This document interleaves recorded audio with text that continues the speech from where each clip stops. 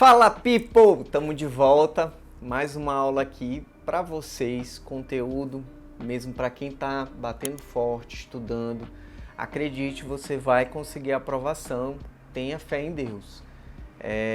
Hoje nós vamos conversar, não sei se vocês já assistiram, mas eu já falei sobre uma visão geral da sequência do ATLS, do atendimento inicial ao paciente politraumatizado de face.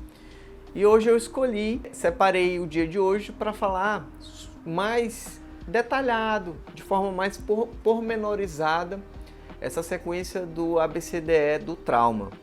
E hoje nós vamos conversar sobre as letras A e B. A, vias aéreas, airways, e B, breathing, que é a respiração. Antes de mais nada, como sempre, vocês precisam dar um engajamento aí no nosso canal, deixar aqui nos comentários dúvidas, para quem está focado aí estudando para as provas de residência, para quem é aluno da graduação, está querendo se inteirar mais sobre a parte de cirurgia bucomaxilo, pode comentar, curta, compartilha, manda aí para os seus amigos, que a gente quer que o máximo possível de pessoas sejam alcançadas e se beneficiem com esse conteúdo que a gente está produzindo aqui com muito empenho, com muita dedicação para vocês. Mas sem mais delongas, se você não viu o vídeo sobre o atendimento inicial do politraumatizado, vai estar aqui na chamada. Aproveite, faça uma revisão e pegue o gancho para a gente começar agora de forma detalhada sobre a sequência. Então, a primeira, dentro da avaliação primária inicial do paciente politraumatizado de face, a letra A, que representa airways, vias aéreas, trazendo para o português, que nada mais é do que, para ficar de fácil entendimento, a manutenção das vias aéreas com controle da coluna cervical. Então lembra, o paciente ele sofreu um trauma, tem toda uma sequência de atendimento e dentro desse protocolo, tá, do ATLS, a primeira condição é manutenção das vias aéreas com controle da coluna cervical. Gente, isso não cai em prova não. Isso aí despenca. Então se liga que é importante vocês terem esse conhecimento. Como que ocorre isso? Quando que o paciente pode perder uma via aérea ou ficar sem ter as condições ali para respirar? Principalmente por conta do trauma, da pancada, sangramentos, aspiração de objetos, corpos estranhos. Em relação ao sangramento é interessante porque a boca ela é muito vascularizada. Então a gente pode ter dentes, o paciente pode usar ali próteses, dentes fraturados, próteses fraturadas, então corpos estranhos ou mesmo até presentes até no próprio local ali do trauma. Então o paciente ele pode de forma inadvertida esses objetos podem bloquear as vias aéreas superiores e dificultar então a manutenção dos sinais vitais. Presença de fraturas faciais, e aqui vai uma informação importante. Qual é a única condição dentro do trauma maxilofacial que pode levar o paciente a perder as vias aéreas ou ter uma dificuldade ali na manutenção das vias aéreas? Fraturas bilaterais de parassínfise ou de parassínfise corpo, porque aí a gente tem uma projeção, uma retroprojeção do segmento anterior da mandíbula e aí a presença da musculatura, das estruturas ali do assoalho bucal podem ocluir as vias aéreas superiores. Então essa é o único tipo de fratura que pode levar o paciente a ter uma perda da manutenção das vias aéreas superiores, tá? E aí, além disso, a gente pode ter traumas gerados também ali na região superior das vias respiratórias, ou mesmo regurgitação do conteúdo do estômago, ou mesmo uma projeção mais posterior da língua por conta do próprio trauma, tá? E aí, como solucionar esse problema na cena do trauma? O que a equipe de emergência ela se atém ali naquela situação? Primeiro, tentar identificar o que está obstruindo e aí ter muito cuidado. Algumas referências bibliográficas falam de você inspecionar com o dedo. O cuidado que tem que ter aí é porque você, de forma inadvertida, pode, ao invés de remover um corpo estranho ou algum objeto da cavidade bucal, você pode acabar empurrando para a região mais posterior e uma situação ali que estava limite pode se tornar uma situação realmente de emergência e acabar obstruindo realmente as vias aéreas superiores. Então, ter muito cuidado nessas situações. Mas existem pelo menos duas técnicas que as equipes de emergências elas utilizam para manter ali a via aérea patente. A primeira é a elevação do mento. Então, uma das mãos apoiando o dedo indicador na região incisal dos incisivos superiores e o resto dos dedos, abraçando a região mentoniana, você consegue tracionar, abrindo um pouquinho a mandíbula, mas sempre tendo cuidado para não hiperestender a região da coluna cervical. Lembra, sempre que o paciente for vítima de trauma, de acidente, seja ele qual for, principalmente se estiver relacionado ali na região facial, craniana, envolvendo também a coluna cervical, o paciente ele só está livre de ter manipulação livre do pescoço se for descartada qualquer tipo de possibilidade de fratura de alguma vértebra. Então, todo paciente traumatizado você tem que trabalhar durante o atendimento inicial, mas mantendo o pescoço, a região cervical estabilizada. Então você faz essa elevação do mento, conforme a gente já explicou, e aí você consegue manter a via aérea patente.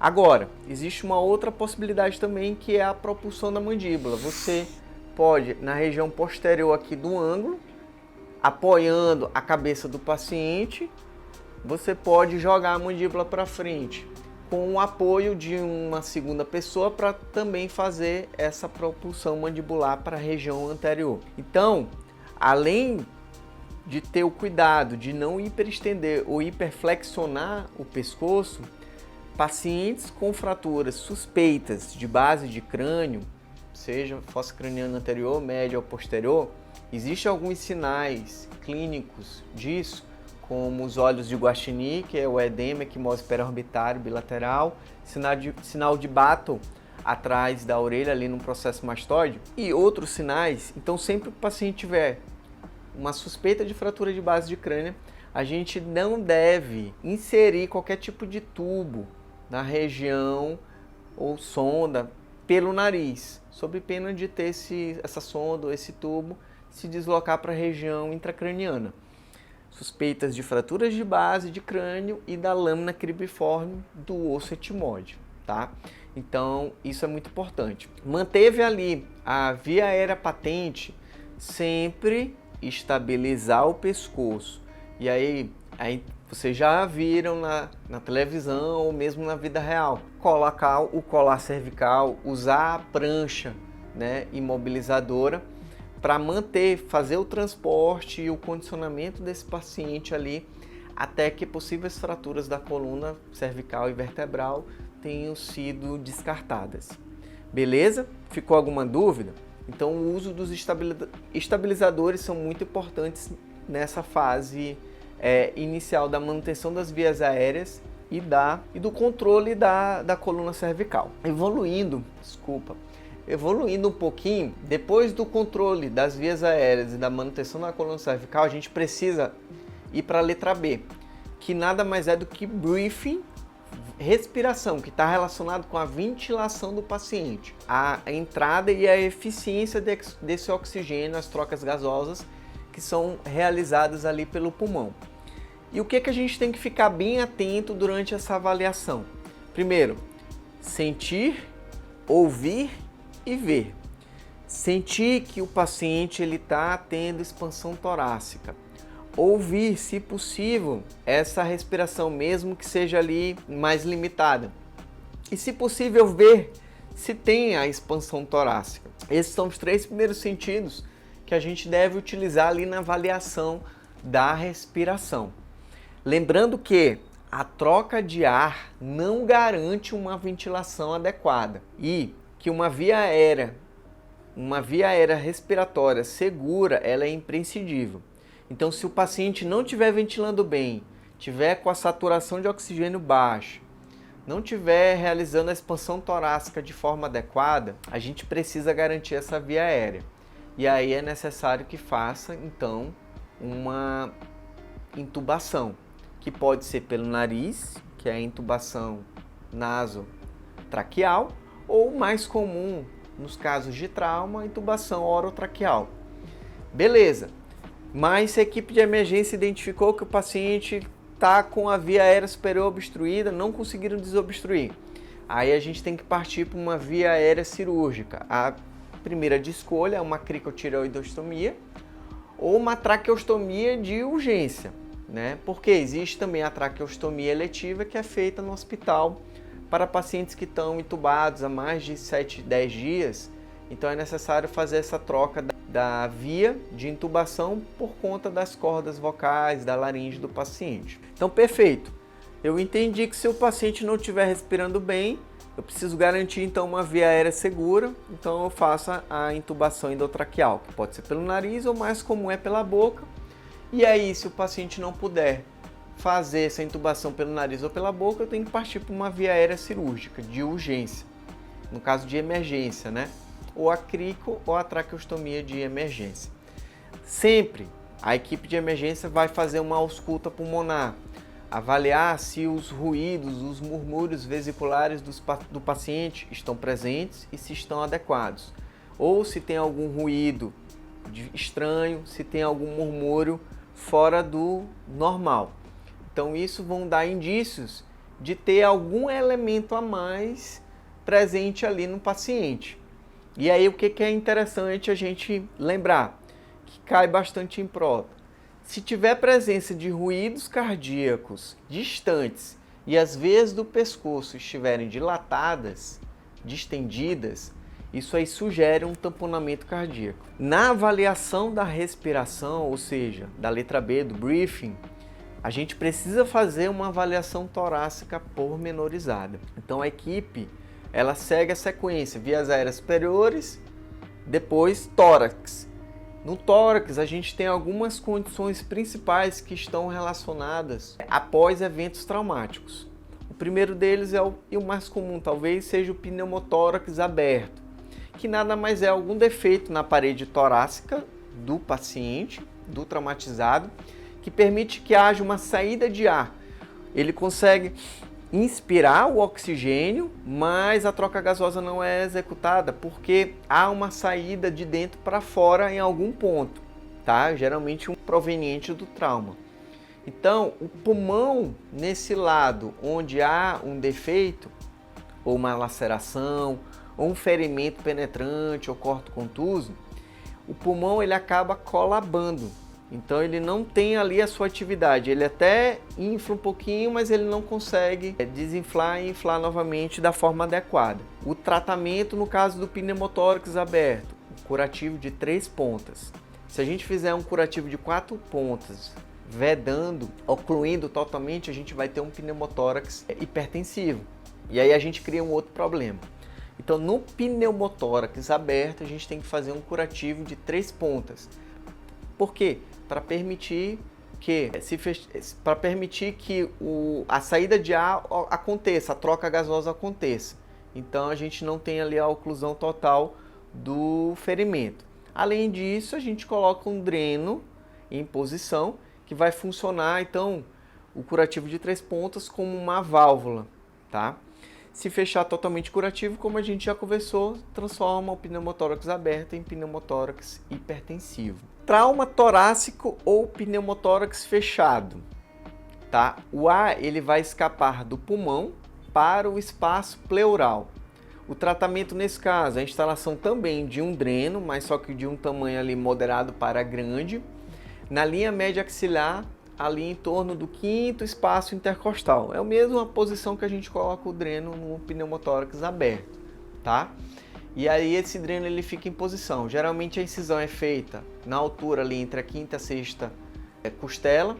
E aí você faz uma incisão, usa uma pinça hemostática, faz a dissecção, usa um dedo, protegido obviamente com a luva cirúrgica, e você disseca para cima para evitar que esse dreno ele perfure o diafragma ou cause algum problema no pulmão ou alguma outra estrutura do mediastino. Primeira condição, pneumotórax aberto. Segunda condição, trauma torácico ou pneumotórax fechado. E a terceira condição é o pneumotórax hipertensivo, que é quando a lesão atua como uma válvula unidirecional através da parede torácica ou do pulmão na cavidade pleural.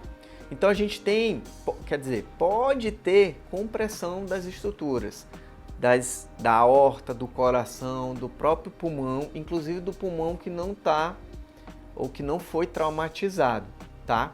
E aí qual é o tratamento? O tratamento de urgência nesse caso, na verdade o tratamento de emergência nesse caso, é a inserção de uma agulha de diâmetro grande para ter o escape desse ar, porque o pneumotórax hipertensivo é uma compressão, presença de muito ar ali na cavidade pleural. Então a gente vai inserir uma agulha no hemitórax do lado afetado, na altura do segundo ou terceiro espaço intercostal, na linha média clavicular, tá?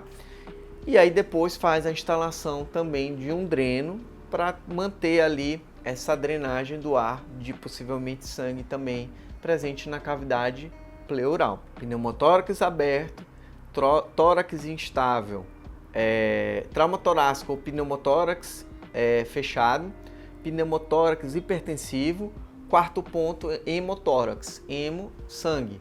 Então, presença de sangue na cavidade pleural, tá? O tratamento, basicamente, é também um dreno na altura ali do quinto ou sexto espaço intercostal, na linha média axilar, e se o paciente tiver necessidade, fazer reposição volêmica. E aí a gente precisa avaliar o quanto de sangue foi perdido para fazer ou infusão de cristalóides, de eletrólitos ou mesmo do próprio de sangue, reposição de sangue, bolsa sanguínea, tá?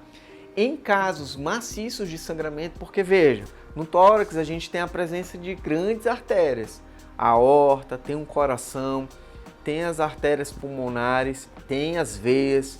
Então, se a gente tiver um sangramento maciço no tórax, é indicado fazer uma cirurgia exploratória, uma toracotomia, para fazer a drenagem e fazer então pinçamento, ligatura, para corrigir então esse